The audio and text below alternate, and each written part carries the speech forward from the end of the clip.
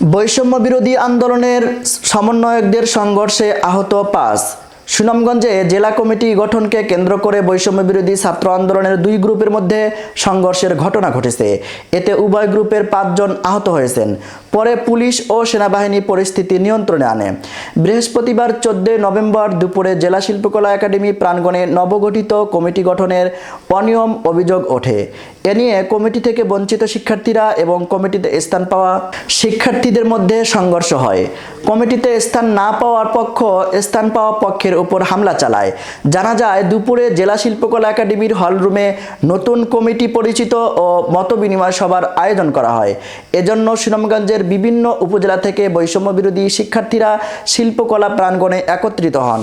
এ সময় কমিটি থেকে বঞ্চিত শিক্ষার্থীরা দেশীয় অস্ত্র নিয়ে সেখানে হামলা চালালে দুই পক্ষের মধ্যে সংঘর্ষ বাধে। এতে উভয় পক্ষের ৫ জন আহত হন। পরে পুলিশ ও সেনাবাহিনী এসে পরিস্থিতি নিয়ন্ত্রণে আনে।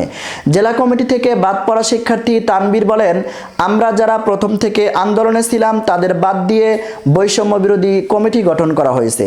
এটা সত্যি দুঃখজনক। প্ল্যাটফর্মটির সুনামগঞ্জ জেলা শাখার কমিটির আহ্বায়ক ইমানুদ্দোজা আহমদ বলেন, কমিটি গঠন নিয়ে তাদের কোনো অভিযোগ থাকলে তারা কেন্দ্রে যোগাযোগ করুক। আজ আমাদের শান্তিপ্রিয় সবার কমিটি থেকে বঞ্চিত শিক্ষার্থীরা দেশীয় অস্ত্র নিয়ে হামলা চালিয়েছে।